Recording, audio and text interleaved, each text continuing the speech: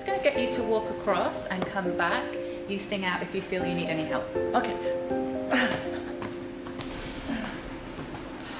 For Merran Dawson, every step of this physio session is hard as she fights to control her body's jerking movements.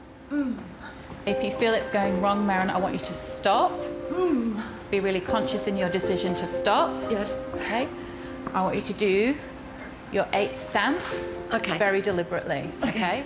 1, 2, 3. It's absolutely out of her control, yeah.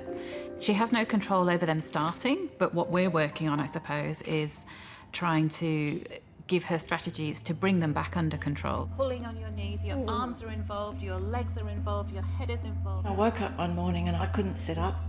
I was in this terrible fog and my head was spinning, and I tried to get out of bed and I couldn't make my legs move.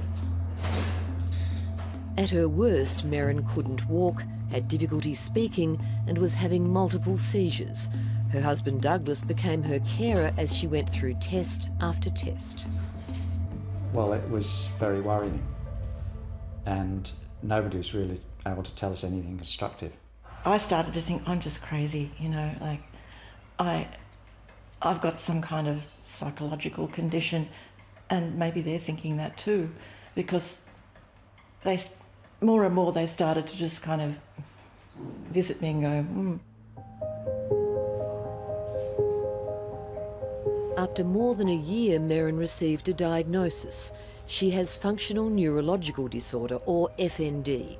Put simply, the brain's hardware is normal, but the software isn't working properly. We are yet to fully understand it, but it is a dysfunction, this functional neurological disorder. So there are thought to be potential neurotransmitter or signalling changes in the brain. I would defy anyone who meets patients with FND not to be compelled both by the difficulties they face, but the mystery of the illness.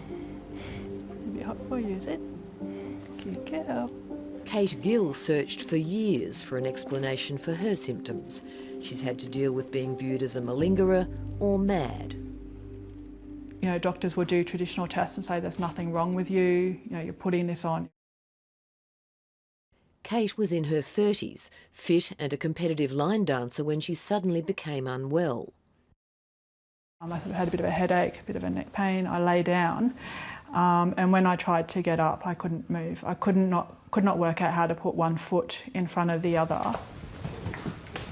It can present as stroke, and when I came down with it, outwardly it did look like a stroke. Kate has set up a support group to educate others about the condition and its causes. There can be biological triggers, so people being medically unwell. It can have an emotional element, and it can have emotional trauma as well. So a number of causes can lead to FND, so it's not just one thing. This is a medical disorder that is profoundly serious, disabling, and affects people's lives. And it is not as a result of them pretending to be sick. Psychiatrist Richard Kanaan has been studying FND for 20 years. The symptoms patients have are definitely neurological. What's going on in their brains, if you like, is a neurological phenomenon, and yet our understanding of why it's happening and how it's happening is definitely psychological. They might be paralyzed, they might have fits, they might have a shaking movement that they can't control, they might be blind, they might be unable to speak, any neurological symptom you can think of. But when you look for the brain damage that might be causing this, you can't find it. And instead, we understand it as a disorder of the way that the brain is working. This is a real disorder, it is valid, we have long known about it, but we now need to tackle it head on. FND is the second most common reason for people to see a neurologist after headache. These patients are fearful, they don't know where to go, they don't know who to see, they often get the run around and they represent to emergency time and time again. I tend to Neurologist Rowena believes there's an urgent need for more research into FND and greater support for patients. There are just so few clinics in the country dedicated to this fascinating condition, and I really feel there should be more. We have clinics for diabetes, MS, stroke, falls and memory clinics. Why do we not have clinics for such a common disorder in neurology, up to a quarter of patients having an element of this?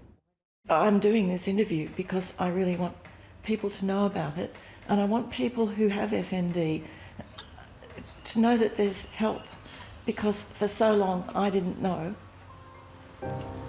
Treatment involves a dedicated medical team which could include neurologists, psychiatrists and physiotherapists.